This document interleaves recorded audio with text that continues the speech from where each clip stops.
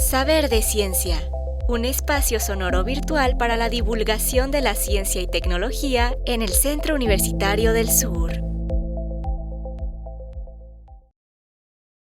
Muy buen día tengan todos ustedes. Bienvenidos a este podcast para Saber de Ciencia.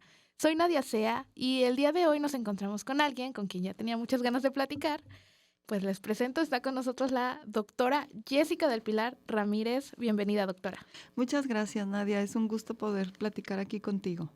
Con ella nos estaremos yendo un poco por el lado de la salud, quizá, pero también desde antes, como lo platicábamos al inicio, quizás sí es alimentación, pero antes de que el alimento llegue a nosotros, ¿no? Entonces, incluso también considero que va de parte de medio ambiente, que va parte de tecnologías, o sea, vamos a tener diversidad Así aquí, es.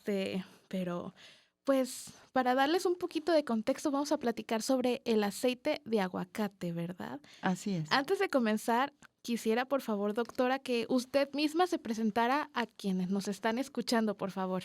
Sí, Nadia ya dio mi nombre. Soy Jessica del Pilar Ramírez Anaya, lo repito. Tengo más o menos 22 años laborando como profesor investigador aquí en la Universidad de Guadalajara. Mi área de expertise es en lo que es ciencia y tecnología de los alimentos. De formación soy bióloga, soy licenciada en biología, pero mi gusto por el trabajo con las plantas, sobre todo, me llevó al camino de trabajarlas, pero como un recurso alimentario para el ser humano. Y de ahí pues ya empecé a meterme a cuestiones de biotecnología en mi maestría, después a cuestiones de nutrición y calidad de alimentos, y ya tuve la oportunidad de que me apoyara la SEP y mi universidad para irme a estudiar un doctorado en tecnología y calidad de los alimentos. Muy bien, muy interesante. Sí, así que es un gusto poder desempeñarme en un área que me apasiona tanto. Sí, y sobre todo eso porque siento que esta plática pues nos las va a dar con tanto gusto que... Sí, da para mucho estos temas sobre alimentación y bueno, va a haber mucho tiempo para platicar. Si ven que concentro mucha información en poco tiempo, pues me dicen para darla más desglosada y desmenuzada.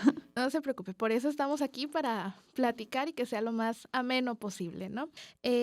Y bueno, me encanta que esté aquí porque pues vamos a entender muchas cosas hoy, vamos a conocer conceptos nuevos, incluso para mí, pero pues ¿quién mejor que nos explique todo esto que usted? Así que, pues ¿le parece si comenzamos? Sí, Muy bien.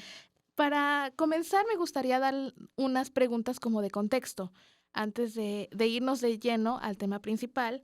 Y bueno, para comenzar, me gustaría preguntarle cómo se elabora el aceite de aguacate. Muy bien.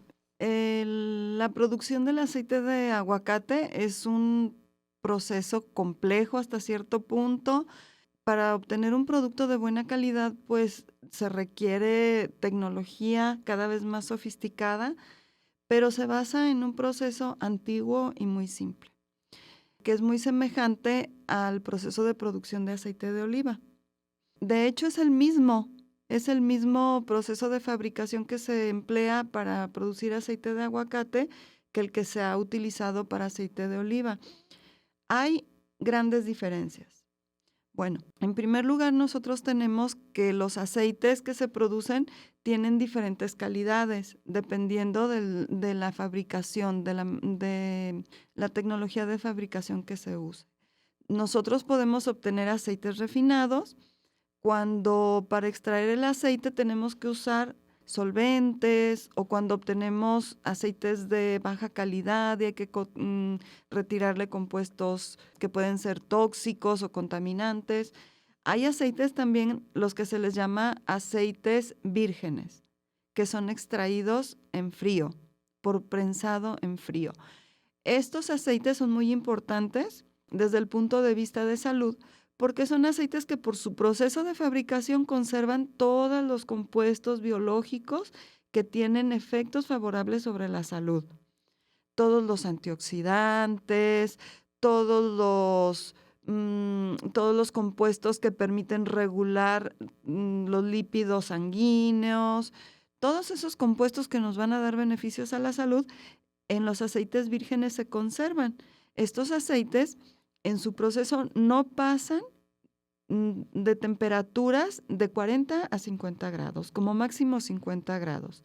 El aceite de oliva se produce a 40 grados, pero el aceite de aguacate, como tiene retos, por ser diferente a los aguacates a las aceitunas, pues suelen usarse temperaturas unos grados por encima de los 40, nunca sobrepasando 50 grados, porque a esta temperatura estos compuestos favorables empiezan a degradarse, los ácidos grasos que son favorables empiezan a oxidarse y empieza a perder calidad. Entonces, ¿en qué consiste el proceso? En general, se deben recolectar los frutos del huerto bajo las normas que impone la legislación nacional e internacional. Los llevan a un proceso de clasificación en las casas de empaque, en los empaques que les llamamos aquí en Ciudad Guzmán, que hay bastantes. Ahí hacen una clasificación conforme a la norma internacional del Códex. Tenemos el orgullo en México de que como somos primeros productores de aguacate, pues la normatividad que se desarrolló aquí es básicamente la misma que ha adoptado el Códex Alimentario a nivel mundial, a nivel internacional.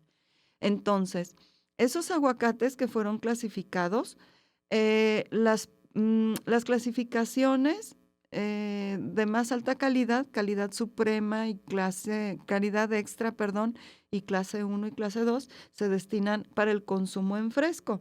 Son los aguacates que nosotros vemos en el supermercado, los aguacates que se venden y se comercializan para comerlos como tal. Los otros aguacates, los que no cumplen con las normas y que son aptos para el consumo humano, pues se destinan a la industrialización. Esos, por su aspecto exterior, no son destinados para comercializarlos para que se coman en fresco. Una vez que ya fueron clasificados, pues se le da preferencia para la producción de aceite a aquellos aguacates que no sirven para comercializar en fresco para consumo humano. No tiene nada de malo, son aguacates de muy buena calidad, porque en realidad para extraer el aceite lo que se necesita es la pulpa, la cáscara y el hueso se retiran. Y esos aguacates pasan por un proceso de maduración, porque todos deben tener un grado de maduración lo más uniforme posible. En las aceiteras tienen espacios destinados a madurar de manera controlada los frutos. Pasan por un proceso de lavado, por un proceso de pelado y deshuesado, todo ello mecánico. Y enseguida la pulpa se pasa a un proceso de macerado por un proceso de batido combinado con temperatura. En ese proceso de maceración, malaxación es el término técnico, lo que se hace es que las células de la pulpa del aguacate las van a romper. ¿Por qué? Porque el aceite está dentro de las células. Si pasaran la pulpa sin procesar, obtendrían una cantidad muy baja de aceite. Entonces, se tiene que hacer este batido por tiempos ya estandarizados. A veces se emplean auxiliares tecnológicos como pueden ser enzimas que ayudan a desintegrar las paredes de las células. Se pueden usar sales de calcio, se pueden usar algunos coadyuvantes permitidos que no van a pasar al producto final. Una vez que pasa este proceso de batido, esta masa se traslada a través de tuberías a una centrífuga, que es el corazón del proceso. Es una centrífuga horizontal. No hay muchas en la industria porque son equipos sofisticados, son aparatos que giran a 4,000 revoluciones por minuto y que pueden trabajar de manera continua durante días y días. para dar abasto a una producción así de aceite y que estén trabajando a su máxima capacidad estos aparatos, pues se necesitarían producciones muy grandes de aguacate. Aquí en Ciudad Guzmán, que es una zona de producción de aguacate, es la segunda del país, en Jalisco, después de Michoacán, pues sí hay una buena producción, pero se da en periodos de tiempo durante la época de cosecha. Una vez que pasa por esta centrífuga, estas centrífugas pueden ser de 2 o de 3 fases, dependiendo de cuánto se le invierta al fabricante y dependiendo también del compromiso que haya con el ambiente. ¿Por qué? Porque una centrífuga que te va a separar en 2 fases, por un lado va a salir el aceite y por otro lado va a salir todo el orujo. Orujo se le llama a la pulpa que ya fue batida y a la que ya se le extrajo el aceite. A veces se le agrega agua para hacerla un poco más fluida. En la de 2 fases, eso va a salir en forma de lodo y hay que procesar esos lodos para que no sean contaminantes.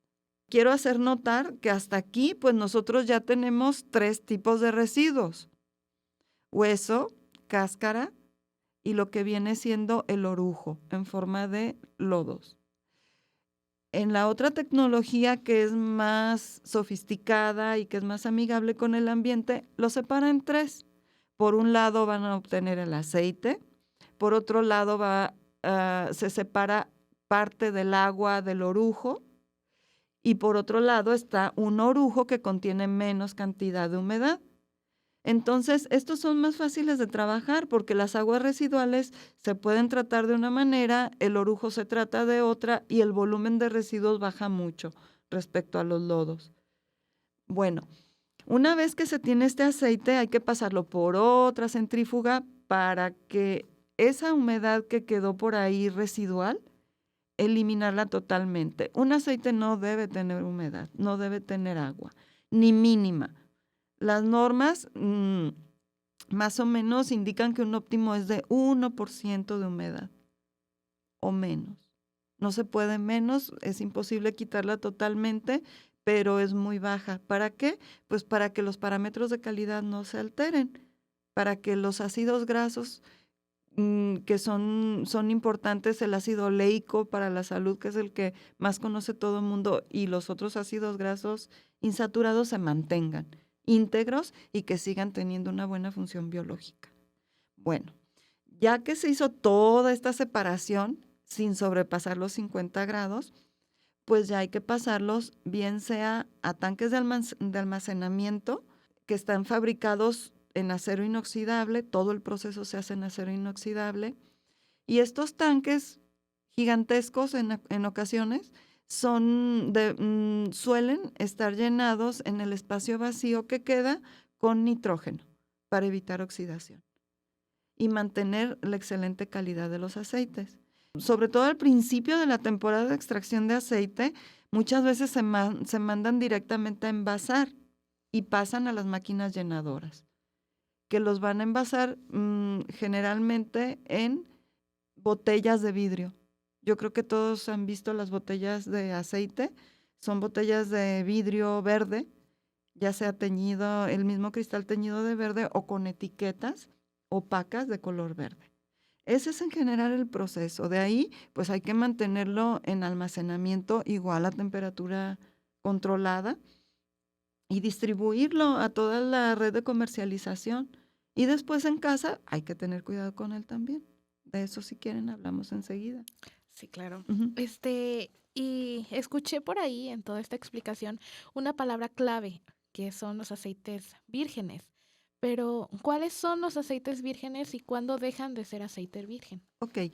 Un aceite virgen o extra virgen, sobre todo el extra virgen, digamos que es el que tiene unas características muy definidas y muy distintivas. Estos términos se acuñaron a raíz o para clasificar el aceite de oliva, que es el que históricamente se ha obtenido como un aceite de elevada calidad biológica, con muchos beneficios. El aceite extra virgen es aquel prensado en frío, porque antes se obtenían en prensas hidráulicas, o extraído en frío a temperaturas inferiores de las que les dije, de 40 o 50 grados. Esa es la primera característica. Después hay una serie de parámetros físico-químicos que la normatividad establece. Estos parámetros como son acidez, como es índice de peróxidos, como es contenido de humedad, como es también índices de p-anicidina. Todos estos son parámetros que tienen ciertos niveles para el aceite virgen o extra virgen. Y digamos que es la clasificación más rigurosa. Son aceites de primera calidad casi con 0 defectos. Entonces, estos aceites extra vírgenes, una vez que son clasificados como tal por sus características físico-químicas, después se pasan a análisis sensoriales, porque además de químicamente ser aptos y cumplir con las normas, deben de cumplir con las características sensoriales, ¿ok? Y lo mismo pasa con el aceite de aguacate, o pasará, porque la norma del aceite de aguacate todavía no está tan bien definida como la de su homólogo, que es el aceite de oliva. Un aceite virgen es aquel que no cumple con las especificaciones químicas para hacer un aceite extra virgen, o que también se obtiene combinando aceite refinado con aceite extra virgen, o con aceite de menor calidad, ¿ok? O con aceite virgen, digamos con el aceite que fue químicamente clasificado como aceite virgen. No sé si me expliqué. Sí. Pero ya para terminar de hilar todo esto, Ujú. al menos estas preguntas de inicio, Ajá. que fueron un poquito largas, Sí. pero preguntas de inicio, ¿cuánto tiempo de vida útil tiene el aceite de aguacate? Ok. El aceite de aguacate tiene una vida útil de 6 meses a 1 año. Es el tiempo que le dan los fabricantes. El aceite de aguacate virgen extra. Del aceite de aguacate nosotros no tenemos clasificaciones más allá de virgen extra o del aceite refinado, ¿ok? Como lo hay para otros aceites. Es una desventaja para nuestros aceites mexicanos, pero así es. El aceite refinado tiene una duración más larga, siempre y cuando ambos se almacenen de la manera adecuada. Ok. Ahora, sí quise hacer estas preguntas de contexto, Ujú. porque pues también en su tema de investigación, cuando me puse a preparar todo este programa, encontré también otra palabra que yo no conocía, pero para eso la tengo aquí para que nos ayude a Claro. entenderlo, que es sobre compuestos biofuncionales. ¿Qué son los compuestos biofuncionales? Muy bien. Los compuestos biofuncionales son moléculas que no tienen la mayoría de ellas no tienen una actividad como alimento, no sirven como nutrientes, pero ejercen actividad biológica en distintas partes del organismo. Por ejemplo, en el aceite de aguacate nosotros tenemos unos compuestos que se llaman esteroles. Los esteroles se sabe que son compuestos que inhiben la absorción del colesterol. Digamos que es como unos compuestos muy semejantes al colesterol, pero que solo existen en los vegetales. Esos compuestos, la acción biológica que tienen es la de que el cuerpo prefiere a estos compuestos por encima del colesterol. Entonces, ¿a qué nos ayudan? A bajar los niveles de colesterol cuando nosotros consumimos aceites que lo contienen o los suplementos que los venden, ¿ok? Porque también venden suplementos de estos compuestos biofuncionales. Otros compuestos biofuncionales que podemos encontrar en el aceite son los polifenoles, que están muy de moda. Algunos conocen o han escuchado hablar de polifenoles famosos como el resveratrol, que viene en la semilla de uva. El aguacate, el aceite de aguacate tiene tirosol, que también se encuentra en el aceite de oliva. En el aceite de aguacate también podemos encontrar carotenos, que es la provitamina A, acetogeninas, que tienen funciones también como antimicrobianos y que pueden funcionar muy bien como conservadores de alimentos, entre otros compuestos. Pero digamos que si nosotros los organizáramos por orden de abundancia en el aceite, los campeones en el aceite de aguacate son los ácidos grasos insaturados, principalmente el ácido oleico. Le sigue el linoleico y finalmente el linolénico. Ok. Bueno, todos los que nos escuchan, chequen dato. Pero ahora sí, quise comenzar con todas estas preguntas porque ahora sí vamos al meollo de este asunto, que es que nos hable sobre su investigación, que es un tema un poco largo, pero se los voy a mencionar. Compuestos biofuncionales y vida útil del aceite de aguacate virgen, efecto de la adición de extractos de residuos de la industria aceitera. Sí. Un poco largo, pero por favor platíquenos de qué trata esta investigación.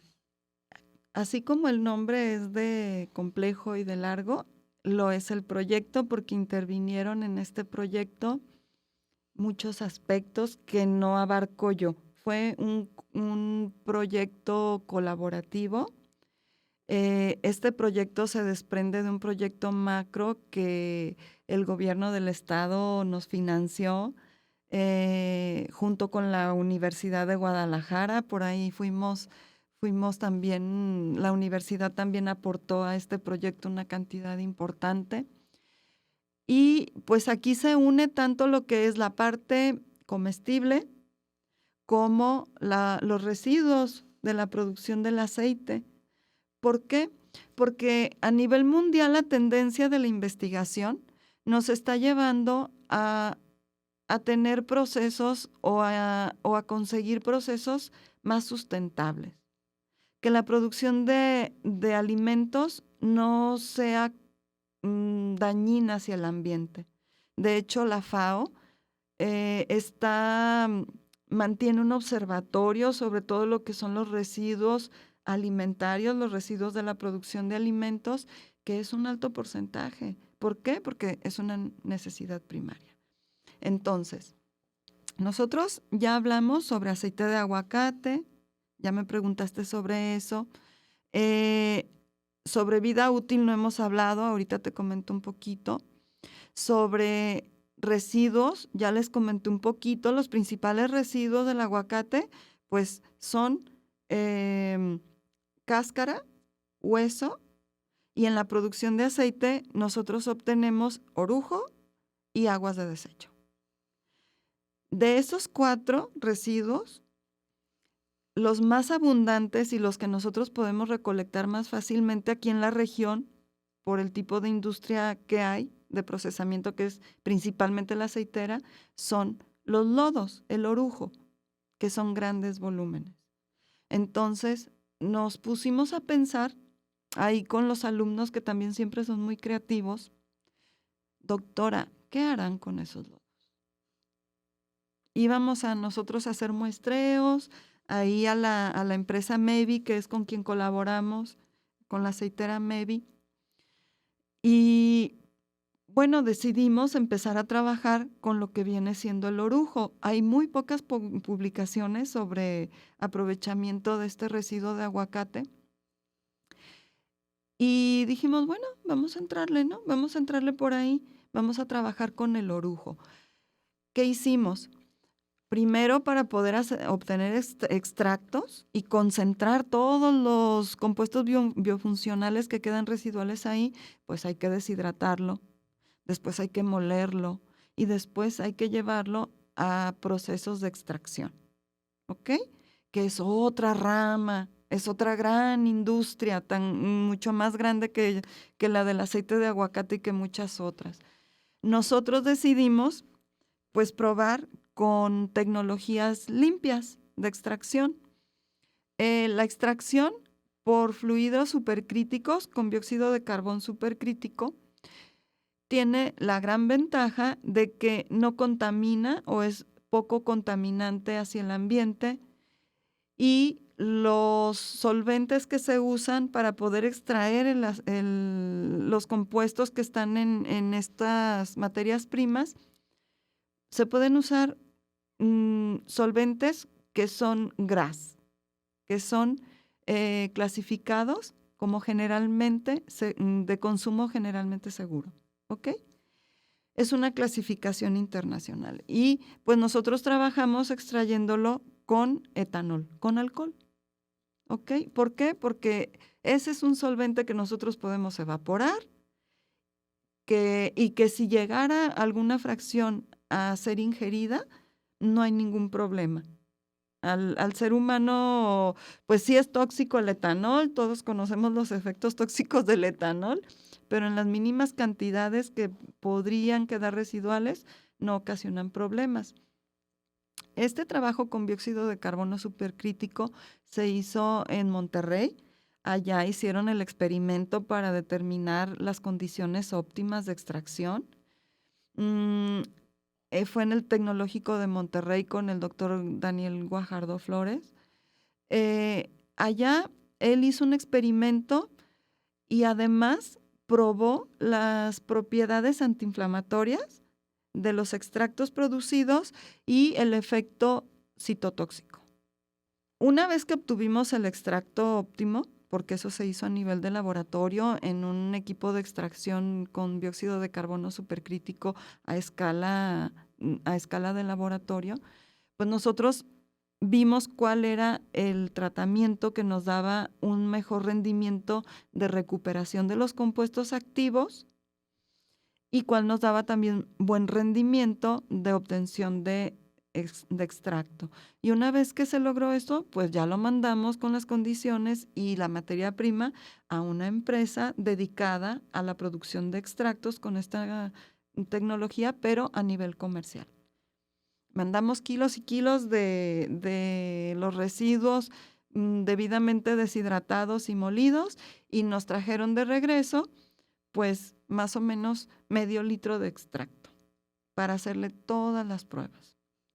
Entre ellas, desarrollamos nanoemulsiones que fueron probadas allá en CUSEI con dos doctores con los que colaboramos estrechamente, la doctora Adriana y Julio César, que trabajan en mancuerna en CUSEI. Ellos hicieron estas pruebas, hicieron las nanoemulsiones, las probaron microbiológicamente para ver la capacidad que tenían de inhibir microorganismos, hicieron pruebas toxicológicas de potencial antiinflamatorio para ver aplicaciones farmacológicas. Y acá nosotros nos quedamos con las pruebas del potencial como un ingrediente alimentario. Y decidimos probarlo como un antioxidante para aceites, para ver si la duración del aceite se extendía. ¿Por qué seleccionamos el aceite de aguacate para probarlo? Pues porque estos estudios se tienen que hacer con un aceite recién producido, directamente salido de la línea de producción, con una vida cero, ¿sale? Recién nacido. ¿Por qué? Porque desde ese momento nosotros debemos controlar las condiciones de almacenamiento. Entonces, igual, las personas de MEVI muy amables nos dieron toda la cantidad de litros de su aceite extra virgen de aguacate del de mejor calidad. Lo trajimos acá al CUSUR, hicimos un cálculo de acuerdo a la concentración que vimos de los principales compuestos funcionales. Calculamos las concentraciones que teníamos que agregar para poder rastrear la composición. Y ahí con muchachos que realizaron su tesis de la ingeniería en sistemas biológicos, de la licenciatura en nutrición, pues nos pusimos a desarrollar estos aceites. Hicimos cientos de botellitas para mantenerlas a temperatura controlada y estar muestreando cierta cantidad de esas botellitas de aceite, mini réplicas de las botellas que se venden comercialmente. Las sacábamos y hacíamos todos los análisis de calidad y hacíamos todos los análisis de los compuestos funcionales. En eso consistió. Es que se unen muchas disciplinas. Bueno, quisiera explicar qué es vida de anaquel. Sí, por favor. ¿Ok? Ese es un término que nos sirve a todos. Vida de anaquel es la vida comercial de un producto. Todos los productos tienen una vida de anaquel. Lo producen y es el día cero, es el día que nacen. Pero todos sabemos que no van a durar eternamente exhibidos esperando a que los compremos. Tienen una caducidad. La caducidad principalmente se establece de acuerdo a garantizar que no sean dañinos, su consumo no sea dañino para el consumidor, pero también que conserven ciertas propiedades de calidad. Hay alimentos que tienen una fecha de caducidad y otros que además tienen una fecha de consumo preferente, como en el pan, ¿ok? La fecha de consumo preferente nos indica que hay que comerlo antes de esa fecha, hay que consumirlo para obtener todas las propiedades óptimas en cuanto a toda la cuestión sensorial, que abarque el olor, el sabor, el color, la textura, para que a lo mejor el alimento no sufra cambios, por ejemplo, que un aderezo se separara. Un aderezo, cuando se separa el aceite de la fracción líquida, no es que se haya echado a perder, pero ya no es agradable a la vista, no es el producto original. Entonces, la fecha de consumo preferente es comer el alimento antes de esa fecha para que nos dé no solo los nutrientes, sino también todo el aspecto de calidad sensorial que nosotros asociamos a ese alimento y la estabilidad en la presentación. La fecha de caducidad nos indica que no hay que comer ese alimento después de esa fecha. ¿Por qué? Porque ya va a haber o contaminación microbiana o va a haber cuestiones toxicológicas que si lo consumes puede causar un daño. Entonces, en ese momento no hay que comerlo. La vida de anaquel, por lo tanto, se determina evaluando al alimento. Periódicamente se le hace un seguimiento a un alimento que está conservado en las condiciones en que va a ser comercializado. Si yo voy a producir aceite de aguacate y lo voy a comercializar en tiendas de autoservicio, mi prueba de vida de anaquel se debe hacer a las temperaturas que va a estar normalmente, con la luz que va a ser exhibido e idealmente en la presentación. Digamos, en la presentación me refiero al envase y el volumen que se va a vender de ese producto y hacerle todas las pruebas periódicamente. No siempre es posible, ¿ok? O sea, estaría increíble que nosotros pudiéramos tener un espacio en un comercio real y nosotros poder hacer nuestros muestreos controlados, pero pues eso es imposible. Entonces, hay equipos de laboratorio destinados para hacer esas pruebas. En el caso del aceite ya fue estandarizado que como son aceites que pueden durar bastantes meses, incluso años, pues es inviable hacer una prueba a temperatura ambiente y hay unas pruebas que se llaman vida de anaquel acelerada, que consiste en esas réplicas de los alimentos que nosotros hicimos, se conservan a una temperatura no mayor a 60 grados, entre 40 y 60 grados, y se va realizando ese muestreo de acuerdo al periodo de tiempo real, por decir un ejemplo. Ya está establecido en la literatura científica, en la bibliografía, que un día a temperatura de anaquel acelerada equivale a un mes a temperatura ambiente. Entonces, si mi prueba de vida de anaquel duró 40 días, porque hasta el día 40 a la temperatura de 50 grados mi aceite ya rompió con el parámetro de calidad, el primer parámetro de calidad, pues ya doy por terminada mi prueba ahí. ¿Y qué quiere decir si duró 40 días? Pues que dura 40 meses. ¿Ok? Los aceites que nosotros estuvimos probando tuvieron una duración mínima de 40 días. Cuando nosotros agregamos el extracto que estaba concentrado en compuestos funcionales, sí obtuvimos una mayor vida de anaquel. Cuando se le agregó, nosotros probamos concentraciones de 0.5% en peso y 1%, y vimos que se lograba extender la vida de anaquel hasta 47 o 48 días, que equivale a 7 u 8 meses más, en el parámetro que se vigila de manera primordial. O sea, es el parámetro más importante al evaluar un aceite, que es el índice de peróxidos. Es el que te dice qué tan oxidado está un aceite. Ok.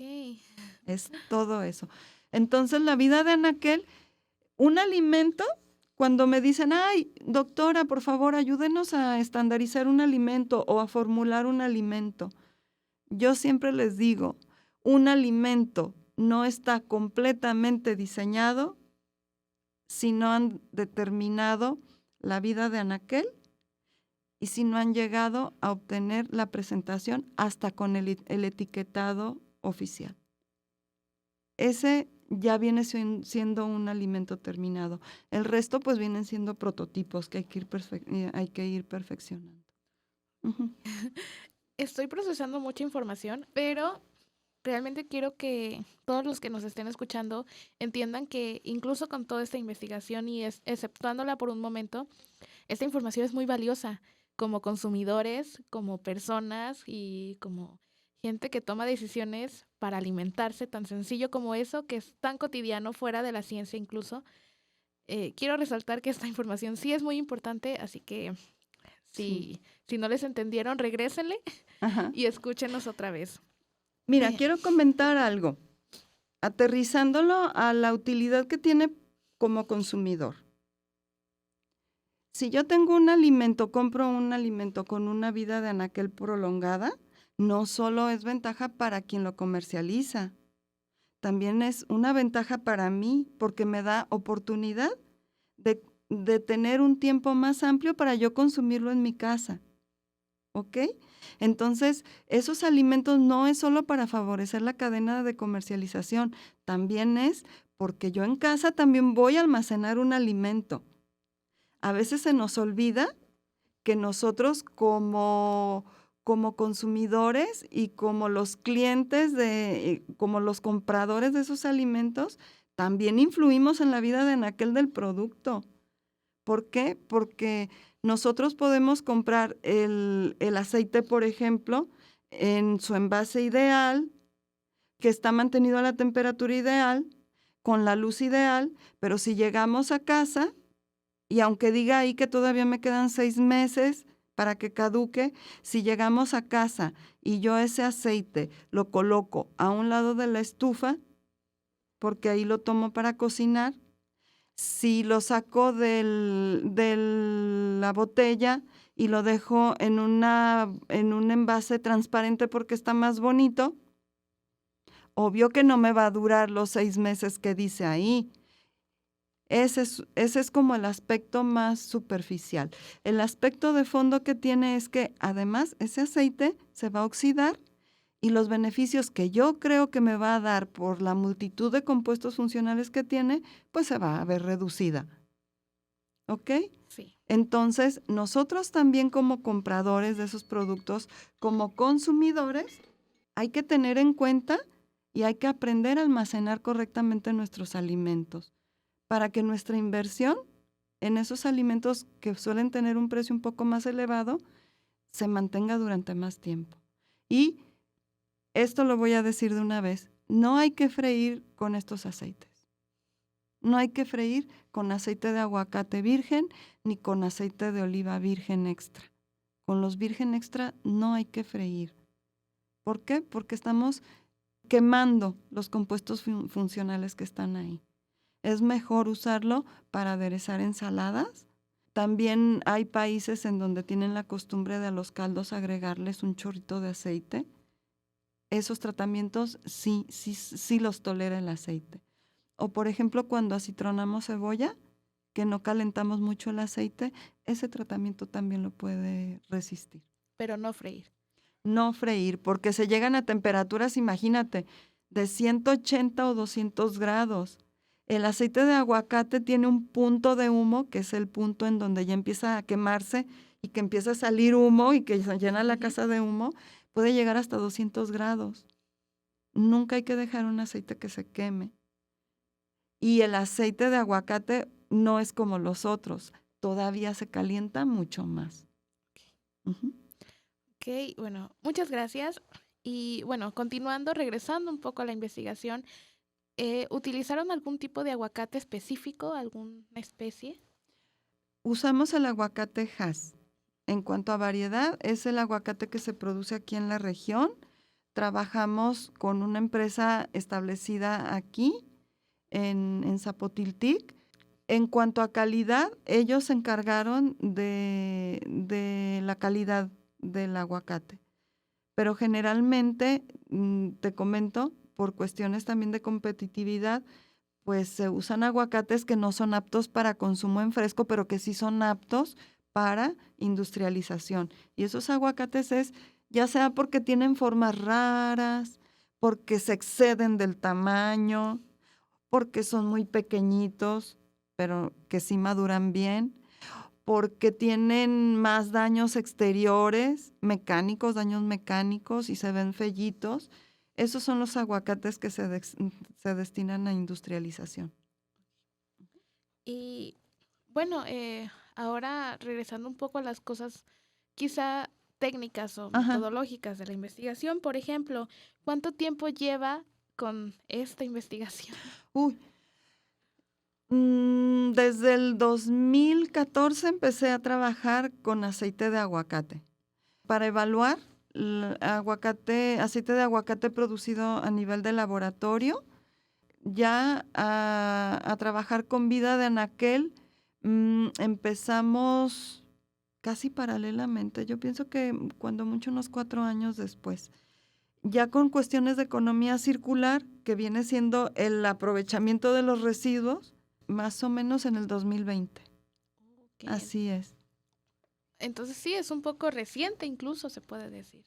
Sí, pues no es tan antiguo en la producción de aceite de aguacate como es la de oliva, pero también obedece este repunte que ha tenido a que el consumo del fruto se ha popularizado en todo el mundo. Todo el mundo quiere comer aguacate, todos, en todas las latitudes. Y con ello también los productos derivados del aguacate, como pues antes principalmente se conocía el guacamole o los productos de la industria farmacéutica. Después ya vieron que el aceite de aguacate es muy semejante al de oliva y se le está dando un gran impulso. Ok, y bueno, ya me platicó todo lo de su investigación, procesos, incluso quienes colaboraron en ello, pero ya para aterrizar un poco, así en contexto general, ¿cuáles fueron los resultados de esta investigación? Ok, los resultados de la investigación fueron la adición de estos extractos sí extiende significativamente, y esto con pruebas estadísticas, la vida de anaquel. A mayor concentración de extracto, se da una mayor vida de anaquel dentro de las concentraciones que nosotros evaluamos. Como te comenté, logramos extenderla el equivalente a 7 u 8 meses sobre la vida de anaquel que tenía el aceite sin tratamientos. Tengo que mencionar que nos dieron un excelente aceite. La empresa le da una vida de anaquel máxima de 1 año. De acuerdo a los parámetros químicos, el principal y algunos del resto marcaban una vida como de 4 años. ¿Ok? Ok. Máxima. Este, Y este fue el resultado, pero además se alargó la vida de anaquel sin que se alteraran todas las propiedades funcionales. Las propiedades funcionales se mantuvieron igual que las del aceite sin tratamiento. O sea, dura más y ayuda también a conservar las propiedades funcionales.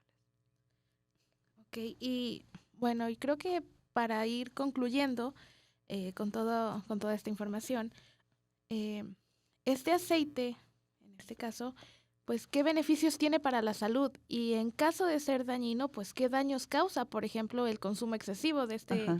este producto. Pero quisiera saber un poco más sobre esto. Ok. Beneficios a la salud. 1. Las que provienen de su perfil de ácidos grasos insaturados. Tiene los ácidos grasos insaturados, los ácidos grasos cis, que son los que contienen, pues son la materia prima para las membranitas de las células, es con las que se construyen. Entonces, hay que consumirlos para alimentar estas partes de la célula. También no tiene efectos aterogénicos, o sea, no tiende a acumularse en las venas y las arterias. Los compuestos funcionales, por ejemplo, los polifenoles, tienen actividad antioxidante. Nosotros al consumir aceite de aguacate también estamos ingiriendo antioxidantes que bajan los efectos del envejecimiento normal. ¿Ok? Todos los efectos de nuestra vida agitada, porque tenemos el estilo de vida actual es muy oxidante, muy, muy oxidante, no nada más el estrés psicológico. Estamos sometidos a la presencia de humo, al calor, nos desvelamos, nos ponemos tristes, a veces hacemos ejercicio en exceso o nos alimentamos de una manera que no es sana. Nos ayuda a revertir estos efectos. Y también quienes ya tienen problemas con su perfil lipídico, o sea, que tengan elevadas concentraciones de colesterol o triglicéridos, el consumo de aceite de aguacate ayuda a que se normalicen. Como dices, ¿qué efectos adversos tienen? Pues los que tienen todos los alimentos cuando los consumimos en exceso. Y sobre todo que nos aporta 9 calorías por gramo, es calorigénico, totalmente. Se debe limitar su consumo igual que con otros tipos de grasa. Entonces, hay que consumir la misma cantidad que se recomiendan las grasas, pero hay que preferirlos de calidad, por ejemplo, el aceite de aguacate. Ok, bueno, realmente sí me quedó claro. Esperaba esto y lo logré, me quedó muy clara esta información. De mi Qué bueno. parte, estas son mis preguntas, pero no sé si a usted le gustaría agregar algo más. Pues a mí me gustaría agregar que un sueño que siempre he tenido, una imagen que tengo en mi cabeza es que ojalá aquí en México consumiéramos el aceite de aguacate del mismo modo que en España consumen el de oliva. El aceite de oliva es de los puntales de la dieta mediterránea. ¿Por qué no hacemos al aceite de aguacate, un puntal de la dieta mediterránea? ¿Verdad? ¿Por qué no empezamos a consumir más este alimento tan valioso? Yo sé que es por el precio, pero siempre hay que tener en cuenta que el precio de los alimentos y de muchos productos se da muchas veces por cuestiones de oferta y demanda, ¿ok? Que si nosotros aumentamos la demanda de aceite de aguacate, los precios progresivamente van a ir bajando porque es caro. El aceite de aguacate es caro. ¿Pero por qué? Porque se produce muy poco, porque hay poca demanda.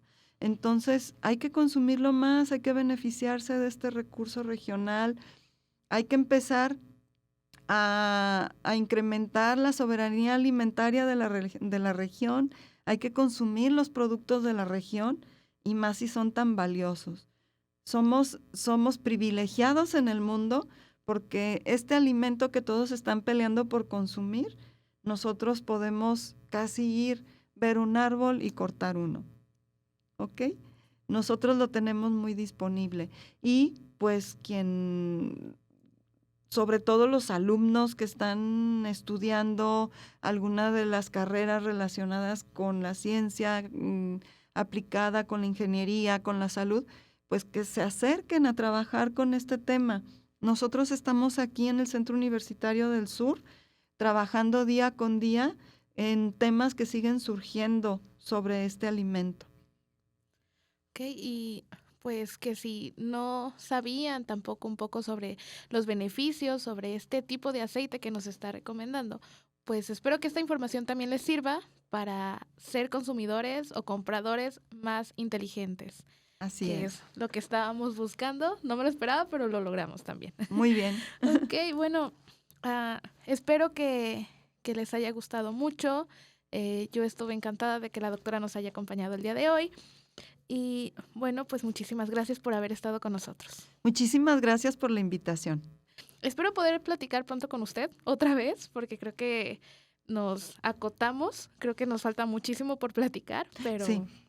Pero espero tenerla pronto por acá de vuelta. Muchas gracias. Espero que sea pronto, que me den la oportunidad. Y es que hay que recordar que detrás de la alimentación hay mucha ciencia, mucha ciencia. Sí. Y es interesante que a través de algo tan cotidiano como es comer, nos podamos acercar al conocimiento también.